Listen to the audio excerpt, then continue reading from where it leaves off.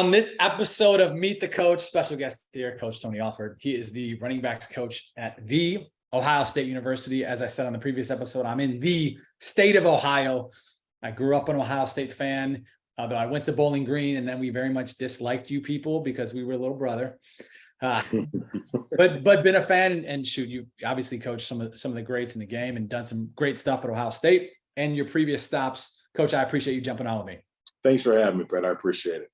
Of course, I see that Colorado State Ram help in the background. Oh yeah, man. My wife kind of put together this our office space, so it's kind of stuff, right? Yeah.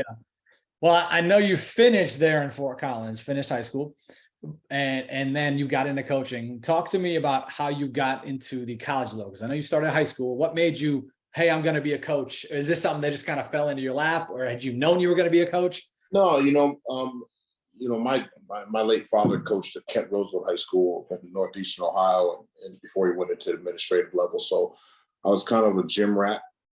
So I'm kind of always around the game, and Coach John Nemick, who was still renowned up in the northeastern Ohio area, was a very dear friend of the families, and my dad coached under him. I'm still close to him. But when I got done playing at Colorado State, the late Earl Bruce was like, "Hey, what are you doing?" As I was finishing up my degree, still continuing to try to play in the NFL. Said, "You need to come out here and just kind of hang out with us." And I was like, "Why the hell would I want to do that? I want to do this." And he was like, "Well, no, come on out." So I did. I went out for a spring ball and was just kind of around. Now, granted, they were all my former teammates and things like that, but I did. I fell in love with it. And I was like, I called home. I said, "This is what I want to do." And I don't know, I was probably 23 years old, whatever it was. And I said, "This is what I want to do."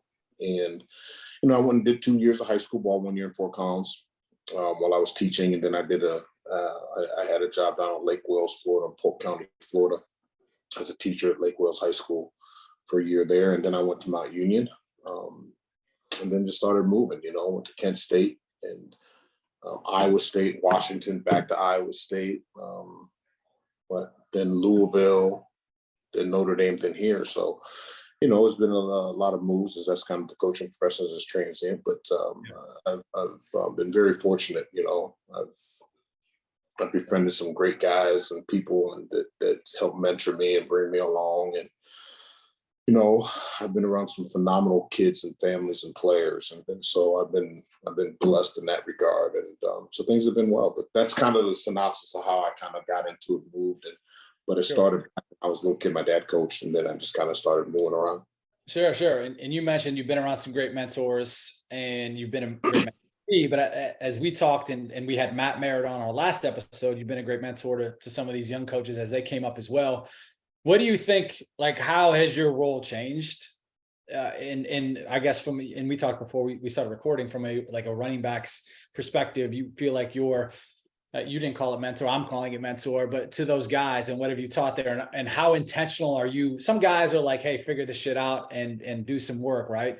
But a lot of other guys are super hands, like a Van Malone, who we've had on here, very much so, from a mentor perspective. How have you felt? Is that something you feel like you need to do, or just something you're just called to do, or where are you at with that? Well, I think Pat, it changes. I think your experiences, and I'll use Matt, for instance, Nate Cole at Toledo. There's so many guys I know, but that we all know. But I think that changes. I think your experiences change you, obviously. And my thought process now at 54 years old were way different than what they were at 34 years old. Sure. And, for a long time, my entire being, and people say, why do you coach? Let's use this example. People say, why do you coach? And at a young age, you're like, "Oh, because I love the kids." And well, that's not why I got it. It would sound good, but that's not why. Sure. And the reason I really got into it is because I couldn't play anymore. And so the next best thing for me, I can't play the sport anymore, and I love the game, was to go coach it. And that was kind of my high, if you will, is to go out and compete. As I've gotten older and experiences have gone on, I think every person, every man, every woman should find out what's their why, what's their calling, what are they really charged with doing in your life. And And for me, it's been the development of young people. And so I take that very, very serious. And we get to do it in the name of football. And now, as far as the coaching things go, I think that sometimes we forget where we came from. And some guys, I wouldn't say everybody, but some people forget. And all of a sudden they get kind of caught up into the here and the now and the moment of where they're at, and forget that, at one point in time, I wasn't at this stage of my career, and you didn't do this by yourself. None of us did any of this by ourselves, and we always had to have someone who befriended us, who reached down and pulled us along, who guided us, who mentored us.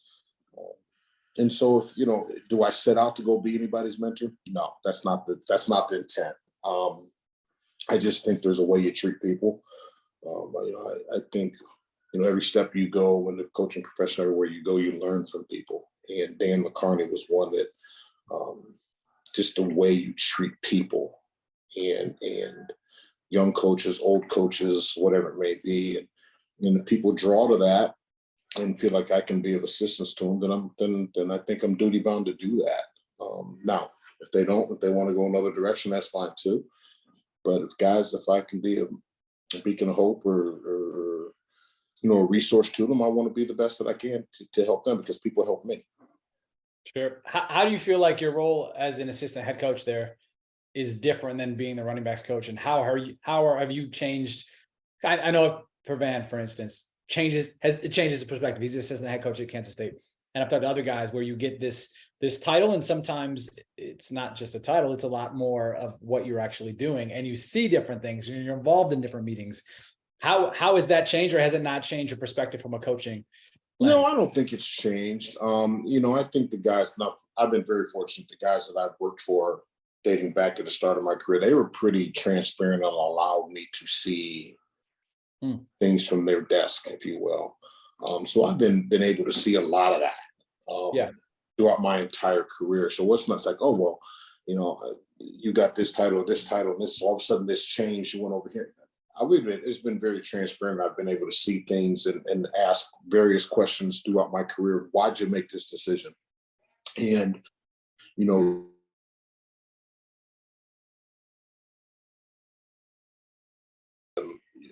why did you do it this way? And what's the plan over here? And so guys have been very transparent. As guys I've worked for, fortunately, have been very transparent to say, well, here's the why. And so I've learned a lot that way. But so the day in and day out, Pat, really, it hasn't changed anything. But I always go back to, no matter what you're doing in this, whatever your titles may be, whatever, the one common denominator is a player. And that's why we're here. And we're here to build these players. And X's and O's are obviously critically important. You got to go win games, but I'm also a believer in that. And again, it goes back to your calling and your why. I'm also a believer in building this men. And how do you do it? And I think, when you build the trust that you do with players, they'll do anything for you. We just get to do it in the name of football because that's what interests them. So they're gonna hang on your every word if you can get them to trust you and believe in you and believe in the messaging. But we're here to build them, and I don't care if you're the head coach, if you're the running back coach, your assistant head coach, your co-coordinator, or run game coordinator, it doesn't matter. We're all here for the same thing. We're here to build our players. Yeah. How did working at a young age for a guy like Larry Karras help develop you as a coach yourself? Yeah, that's a great question. When I was at Mount Union just for one year, but I was still young, right? So we'd run drills. If a kid couldn't get the job, I'd be like, "God damn, get out of the way," and I'll just go do the drill and show you, right? Those days are way beyond me. But what I learned was just the consistency of never too high. Larry Karras was like this, no matter what was going on. I was never too high, never too low, very consistent as messaging to the players, extremely consistent to his messaging with the coaches, and keeping things in perspective as to why we're doing it, what's the end game. That's pretty much what I took from him. No matter what was going on, he was very, very steady. And where as a young coach, you're running all over the place like a wild man. You're thinking, "Oh, that's how you do it," and he just was like, "No, we're good." It's kind of like that old adage of the old bull and young bull running down running down the hill, right? Totally. He's Yeah. like, take your time here, brother. We're good. And so that's probably what I took from him the most. Yeah. You mentioned that. I remember I was talking about my first gig at Oberlin. We had small numbers, small Division III school. I would be on the punt team. I would be a gunner trying to give work to the anti-gunner kind of stuff. Definitely would not have done that 5 years after that. But No when you're doubt. young, it's a little different, right? Talk to me about coaching philosophy. You get guys come mid-year. How are you instilling your culture to the new guys as they come in? Well, I think a lot of it goes in recruiting, right? What type of player you're bringing in. And I think you've got to spend an inordinate amount of time getting to know kids, getting to know their families, getting to know the people that are in their sphere, right, of influence. And so then also when you bring a guy in, now we've been very fortunate. We've had a great culture here at Ohio State for many, many years prior to me, and it's continued. Where there's certain habits or certain expectations or certain standards that we're going to adhere to, not ask you to adhere to. There's not a question. This is exactly what we're going to do. And if you're not bought in, you're not going to last. And so it goes back to then what type of young men are you bringing? But then we've got strong leadership in our locker room, and where the players understand exactly what the expectations are. And so they help, like in our room, the running back room, this thing is going back for many, many years. I'm going on year 9, but those players, the expectation is what it is. And if you're not adhering to that, I don't really have to say much anymore, but I think that's a testament to the players again. And we built this thing to a certain level. Hey, this is how we practice. This is how we meet. You don't walk into a meeting unprepared, but I, as a coach, can't walk in unprepared either.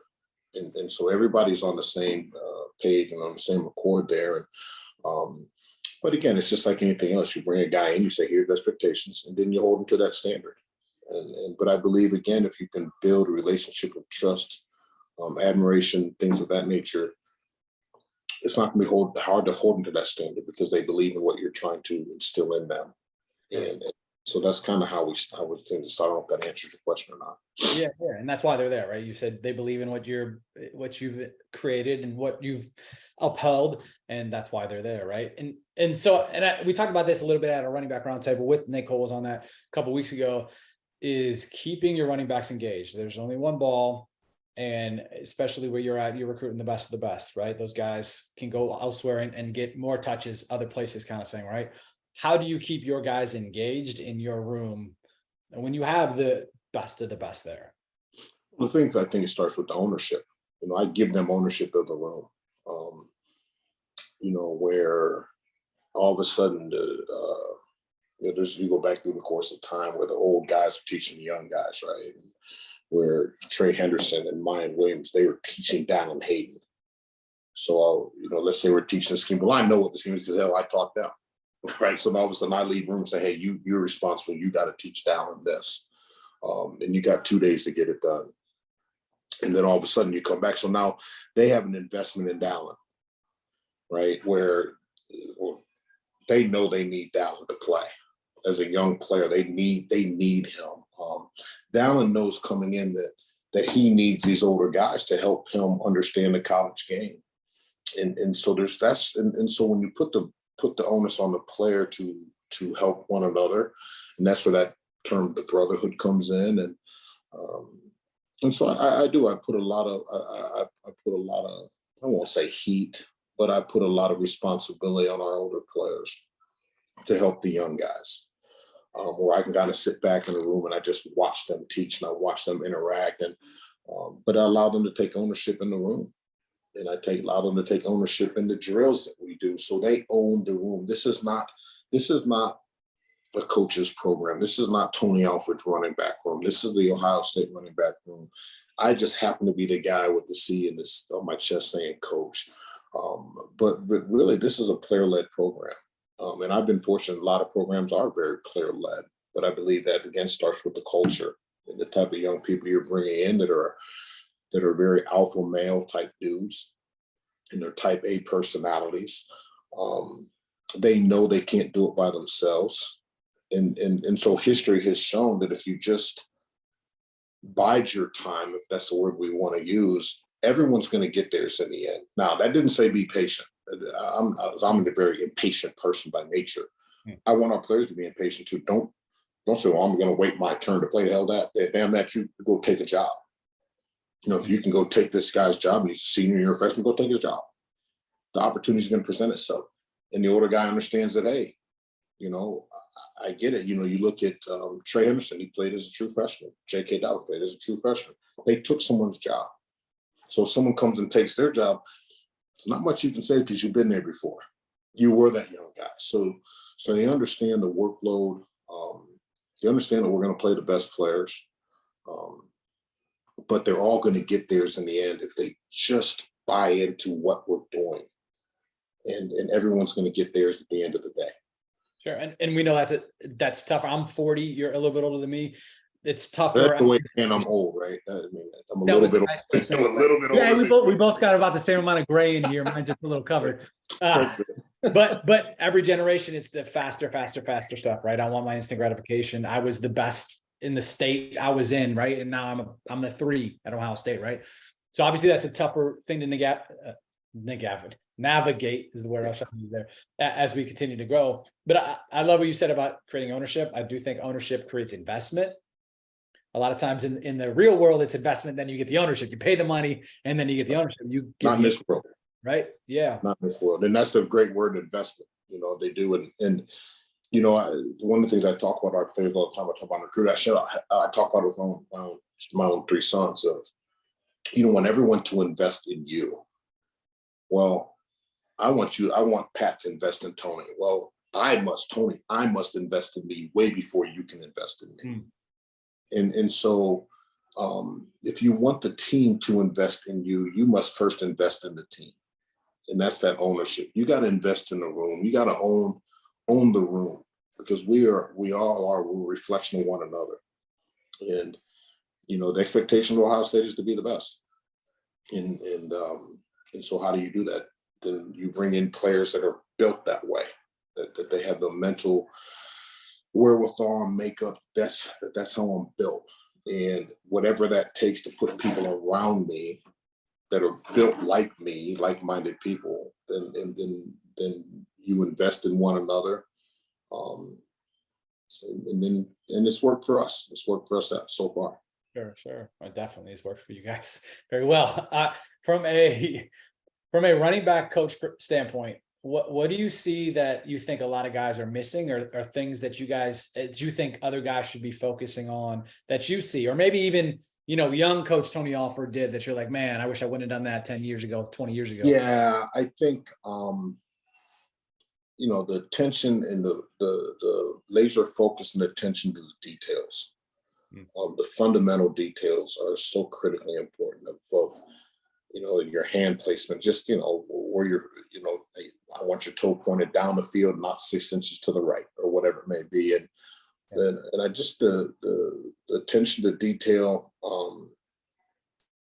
And then I just think, you know, the mental aspect of it, because a lot of kids, what they want to do, they go to all these trainers, right? There was Marquel Beckwith is a young guy, he's a young guy down in the Atlanta area. I think he trains running backs, and he does an amazing job, and much respect to him. And I remember I went, and he came up here, he flew up here, he hung out with me, and we're talking, and he's showing me all these drills and things like that. And I think he played at Georgia State, or maybe Southern Georgia, something like that. But in any event, I remember talking to him, and he's got this wealth of knowledge, right? And he's a very smart guy. And I think where some guys are missing, they all want to go out and they want to run drills, they want to run the cones, they want to do all these things, and which are all very important. Yeah. But I think where they miss the boat somewhere is the mental part of the game. And can they understand the game and blocking schemes, leverages, pre-snap reads, where the ball should hit prior to it hitting there, who the free hitters are based on coverages and fronts and spinning safeties. I think that's where young players could get better, is really understanding the game, and not the physical game, the mental game, and take time to know that. Because listen, you can go run 1,000 cone drills all you want, but, and that's, again, it's all good stuff, but get to know the game too. Sure. and study the game and study scheme.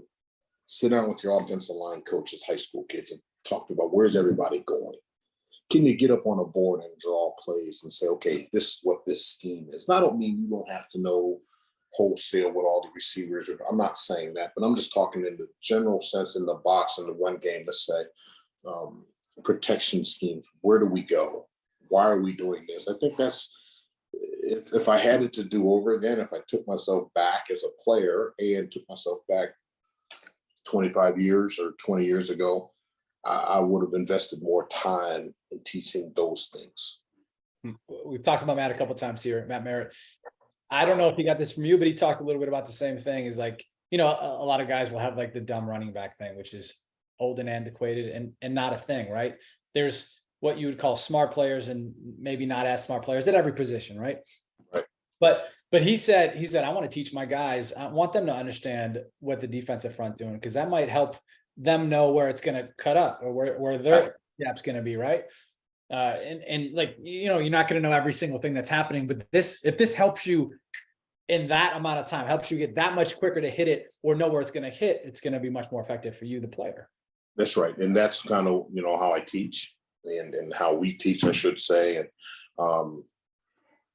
And to the point of where we'll sit in meetings and before a ball snapped, and we'll say, okay, where's the ball going to go? Or where should it go based on this look? And players like, bang, the ball's going to go there. Turn the film on, and that's where the ball goes. And so all of a sudden, it's just like anything else. I think when young people can see themselves progressing, they can see themselves improving, right? Man, coach, I couldn't do that 3 weeks ago, 2 months ago, 5 months ago. All of a sudden now that's built up equity, right? And so now that trust factor once again of, oh, man, I know this sounds crazy and I really don't feel like doing this. I don't feel like sitting in the film room. I don't feel like doing this, that, or the other. But I'm seeing myself get better in real time. Yep. I think that's when kids really start to buy in. When you can show them on a video, on a film, and say, look at this move. This you couldn't do this 3 weeks ago. Now, 3 weeks later, here's the same video, the same scenario, and you're doing it perfectly. I think that gives buy-in. I think when your older players can say to the young player, I know you might not think this works, but trust me, I was just like you 2 or 3 years ago. Do this. This is how you do it. And again, so that it gets back to the ownership and investment in one another. So yeah, but I'm a big proponent of that. That's what's so great about this profession in this sport is that you can see it happen. No place is there video, every single thing you're doing and every rep you take where you can show progression. You can show this, hey, you thought you hit it here, but you hit it here. If you had hit it there, you'd have got, like simple things that you can show them. But isn't that life? I mean, yes, but without the camera constantly. Without the camera concept. But I mean, you think about, what I said earlier, that we get to build young people in the name of football. Yeah. Right. That's life. You talked about your young children. You're going to start to see things, Pat, mine are 18 and 21. And you're going to see your kids do things that, you're going to look and say, well, damn, he couldn't get on the swing set and couldn't kick his legs to get himself on the swing set. And all of a sudden he's singing that thing and doing backflips off of it or whatever it may be. Right. Yeah. And so that's life. And sure. That's teaching, that's mentorship, that's showing a progression, right, in the process of growth, and so that this is just a microcosm of life.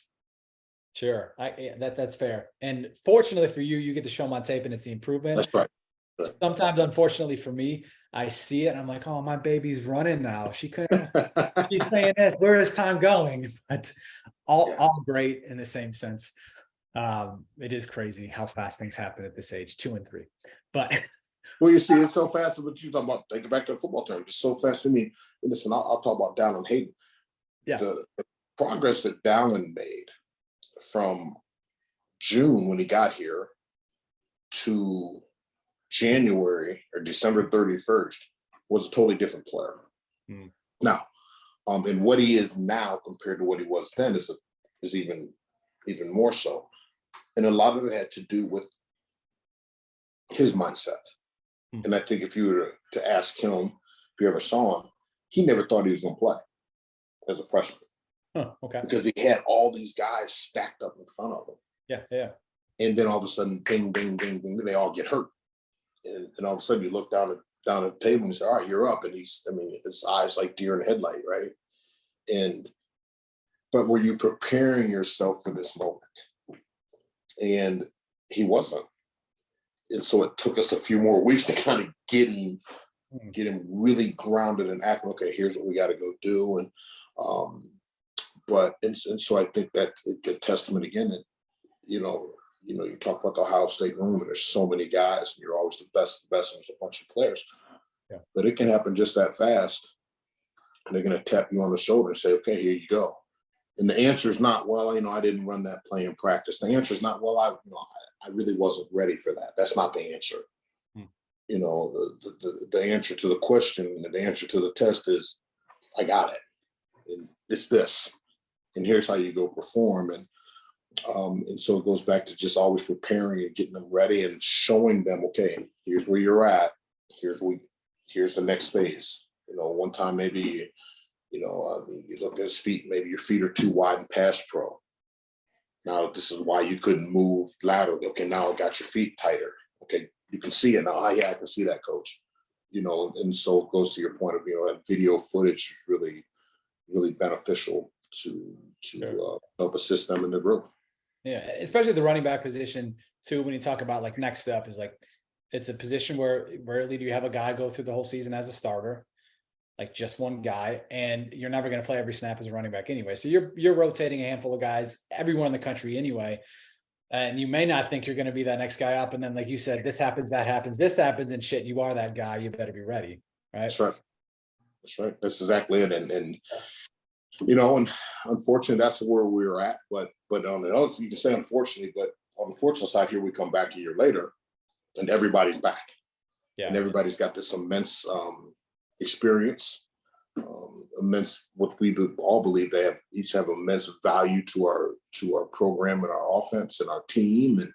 And then so now it's just, plugging and placing the pieces in place where they need to be placed.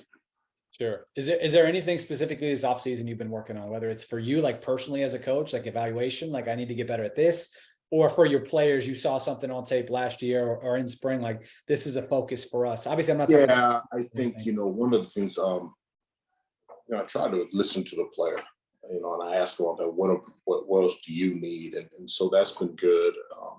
Just kind of hearing from them what they need to improve. But I think really honing back in on the mental part of the game and just kind of backtracking again and starting over, not assuming, well, they knew this, because we say a lot of things and they just kind of bobblehead and shake their head. Right. But then go back and say, okay, well, I just said this. You know what that is? Yeah, you explain to me what that is. Because you just assume they know. Sure. Because again, they can do things. We have some really talented players.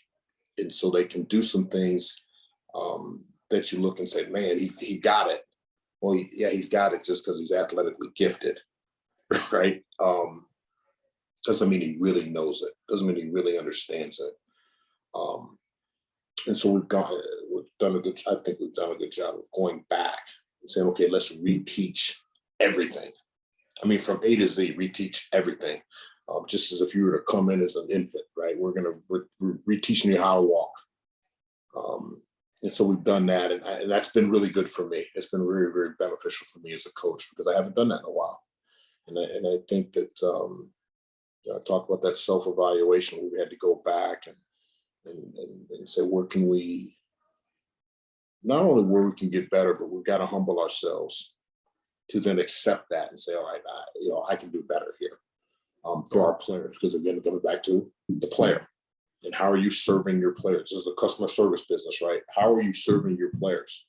And a lot of times you're serving them things that they don't even think that they don't even know that they need, right? And so that's kind of how I would like to think that's how I've improved this year, this summer, and this offseason. Is going back and saying, all right, here we go.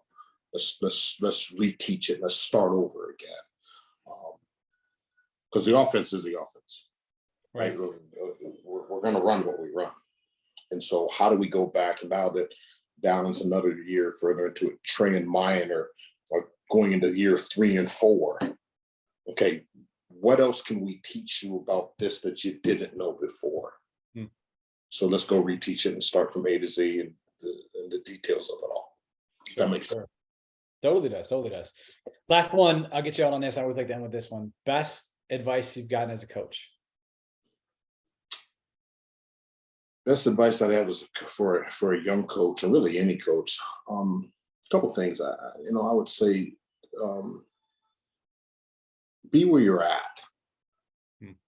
Be grounded where you are. Your kids deserve that, and it's not about looking further. I'm just saying, be where you're at, because your players deserve that.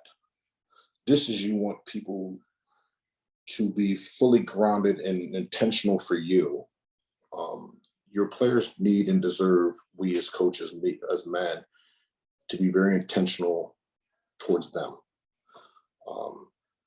And then tell them the truth. Just be very, one thing I think one of the things of our room, I talked about this, is just the transparency of it. Just be transparent about the room, and where you're all, listen, we are who we have, right? It's not the NFL. You're not gonna be out there plugging and placing guys, cut him, bring this guy in. We're not doing that. Well, some aren't, but but be where you're at. Tell your players the truth. Be very transparent about them. And be very transparent about who you are with them too. Like, listen, we make mistakes as coaches. We don't have all of the answers, and that's okay. And I think your players can respect that. They ask a question, something I don't know, Pat, I don't know the answer to that, but I'm gonna have it for you within the next 24 hours. I'll have the answer, and I'll get you there. And so I would say that just be where you're at. Be where you're at in your space for your players. Be very intentional towards teaching them the game, teaching them whatever goals and whatever traits you're trying to instill in them, and just be very transparent and honest with them about where they're at, good and bad, and go from there. I love that, Coach. I appreciate you jumping on with us. Thanks again for the time. No problem, man. I thank you for having me. Continue to have a great break and spend time with those little babies. I will do that. Appreciate it. Take care.